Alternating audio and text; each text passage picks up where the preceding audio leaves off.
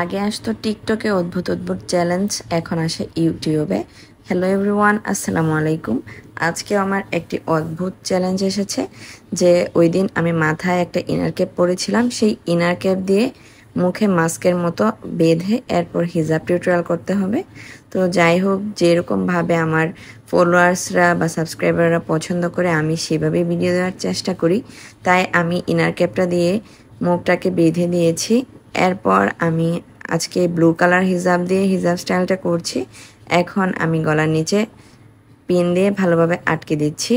আর আজকে আমি একটা স্কিন কালারের ইনার ক্যাপ পরেছি। এই ইনার ক্যাপগুলো আমি নিজেই মেক করেছি, আর এগুলো পরা অত্যন্ত সহজ এবং খুবই আরামদায়ক। একদম ছোট আকারের হয়, খুবই আরাম পাওয়া যায় ইনার ক্যাপগুলো পরে।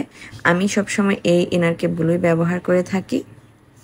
এখন আমি এই যে হিজাবের যে শর্ট পাটটা রয়েছে, এই শর্ট পাটটাকে মাথার উপর দিকে উঠিয়ে নিচ্ছি। নতুন নতুন হিজাব টিউটোরিয়াল পেতে আমার চ্যানেলটিকে ফলো করে রাখুন এবং সাবস্ক্রাইব করে দিন। আর কেমন হিজাব টিউটোরিয়াল আপনারা চান কমেন্ট করতে পারেন, আমি সবার কমেন্টের রিপ্লাই দেওয়ার চেষ্টা করি সবসময়। আর কার মতো হিজাব টিউটোরিয়াল দেখতে চান অবশ্যই কমেন্ট করবেন, আমি রিক্রিয়েট করার চেষ্টা করব। আমি বেশ অনেক দিন যাবৎ চ্যানেলে অ্যাক্টিভ ছিলাম না, বা টিকটক আইডিতেও অ্যাক্টিভ ছিলাম না। আগে অনেক বেশি অ্যাক্টিভ ছিলাম। যাই হোক, এখন আবার নতুন করে শুরু করছি। আশা করি আপনাদের সহযোগিতা পাবো এবং আপনাদের সাপোর্ট পাবো। এখন আমি এই যে অপর পাশের হিজাবটাকে ভালোভাবে মাথার উপর সেট করে দিচ্ছি। এখন দুইটা পিন দুই পাশে আমি আটকে দিলাম। এই তো এই যে দুই পাশে আটকে দিচ্ছি।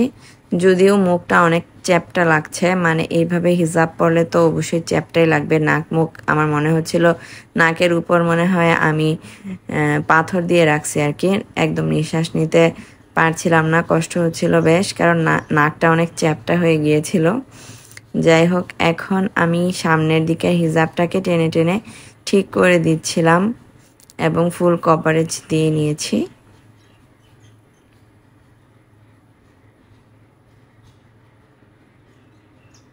এই যে এখন অপর পাশের কাঁধটাকেও আমি ফুল কভারেজ দিয়ে নিচ্ছি।